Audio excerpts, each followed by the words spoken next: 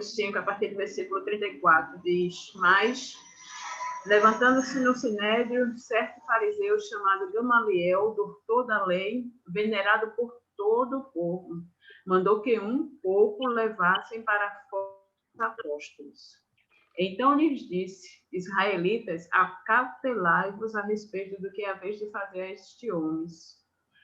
Algum tempo atrás, levantou-se Teudas, dizendo ser alguém, e a este se ajuntou cerca de 400 homens. Ele foi morto, e todos que lhe deram ouvidos, dispersos e reduzidos, foram a nada. Depois deste, levantou-se Judas, o galileu, nos dias do recenseamento, e levou muito povo após si, mas também este pereceu. E todos os que lhe deram ouvidos foram dispersos. Por isso vos digo, dai de mão a estes homens, deixai-os, pois se este conselho ou esta obra é de homens, ela se desfará. Mas se é Deus, não podereis desfazê-la, para que não aconteça de serdes também achados combatendo contra Deus. E concordaram com ele, tendo chamado os apóstolos, açoitaram-nos e mandaram que não falasse no nome de Jesus, e os deixaram ir.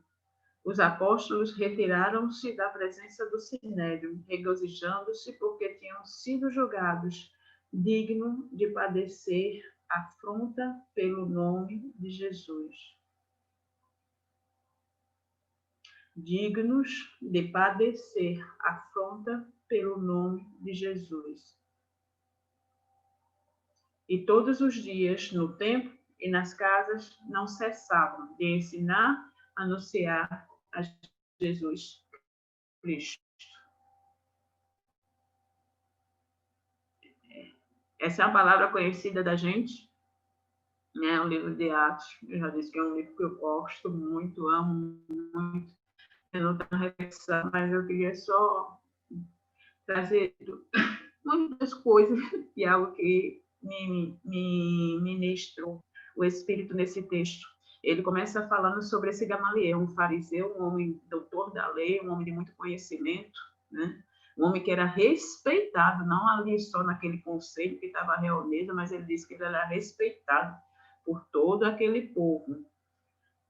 Então, ele se levanta ali naquele momento, né, desse contexto que está os apóstolos sendo presos, as pessoas querendo matar eles por causa do que estavam pregando. Eles tinham acabado de ser libertos milagrosamente, né, da prisão, mas estava lá o povo de novo e estava tendo toda aquela revolta, todo aquele cenário de confrontação, de perseguição. E esse homem, ele traz um conselho. E as pessoas param para o ouvir. E ele traz um conselho e ele fala de dois homens que se levantaram, o Teudas e o Judas. Ele disse que Teudas levou consigo 400. Ele disse, olha, esse homem se levantou e eu não sei o que Teudas pregava ou quem ele dizia ser, mas ele falou algo que agradou o coração de 400 pessoas e essas 400 pessoas se tornaram seus discípulos e começaram a segui-lo. E ele falou de Judas, que se levantou no tempo de recenseamento, e ele disse que levou muito, aí já não dá o nome, mas muito povo para si. E diz também que quando ele sucumbiu, ele foi morto, que aquele povo que o seguia, né, seguia aquela verdade que ele anunciava, aquela palavra, se dispersou também, nenhum mais existia. E nada daquele que aqueles homens haviam pregado ser na verdade deles, subsistiu. Nada daquilo se estabeleceu, nada daquilo foi eterno ou foi duradouro. Teve influência direta naqueles que o seguiram, sim, mas não ao ponto de mudar vidas. Tanto que quando eles, né, foram silenciados pela morte, seus discípulos também foram silenciados. Não houve mais nenhuma repercussão do que eles falavam, não houve mais nenhuma repercussão do que eles proclamavam. Ali houve o silêncio. Mas aquele homem, aquele conselho, Gamaliel, estava diante agora daqueles apóstolos que estavam anunciando uma verdade, que estavam anunciando fatos, E que estes homens também queriam calar, que esses homens também queriam silenciar, que aquele conselho queria que terminasse, que aquele conselho se incomodava por aquilo que estava sendo ministrado através da vida dos apóstolos. Gamaliel, aquele homem respeitado, se levanta e ele dá um conselho, usando como exemplo a vida daqueles outros dois, do Teudas e do Judas. Olha, ele diz, não, deixa de mão, deixa acontecer, deixa para lá, libera esses homens aí, solta eles da prisão, não faz nada contra eles. Por quê? Porque, por acaso, já vimos isso acontecendo e vimos que essas mentiras que haviam sido se levantadas, elas se acabam, elas se dispersam por si mesmas.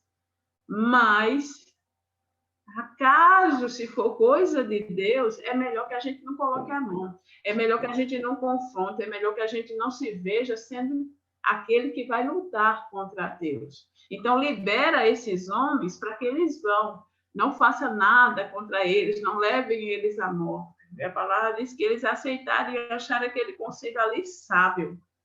E liberaram, né? Depois de dar uma sova nos apóstolos mais uma vez, liberaram os apóstolos e eles saíram daquele lugar ali regozijados, entendendo exatamente o que havia sido acontecido ali, entendendo que valia a pena e que eles tinham tido a oportunidade de padecer pelo nome de Jesus. Eles saíram alegres daquele lugar. Eles haviam sido açoitados, perseguidos, presos, caluniados, mas eles saíram dali não dizendo eu fiz alguma coisa, mas dizendo eu estou feliz por estar padecendo por Cristo. E eu fiquei refletindo naquele conselho que aquele homem deu, né? Aquele homem cheio de conhecimento, respeitado, doutor da lei. Ele usou exemplos ali daqueles outros dois para comparar o que estava acontecendo naquele momento, para comparar a vida dos apóstolos àqueles outros dois que haviam também se levantado, falado, pronunciado.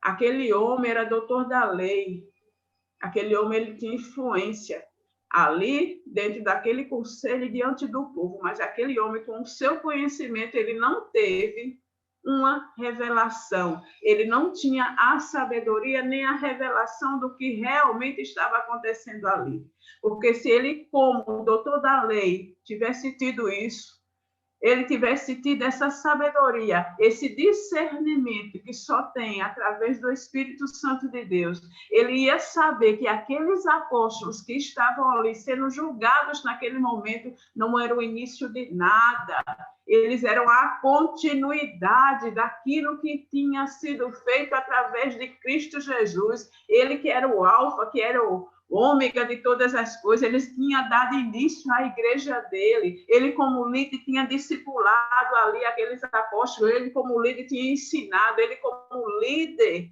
daquele movimento ali, ele tinha repassado a sua visão, a sua verdade, e aqueles apóstolos estavam ali como seguidores, como os discípulos de Cristo, do que ele tinha feito.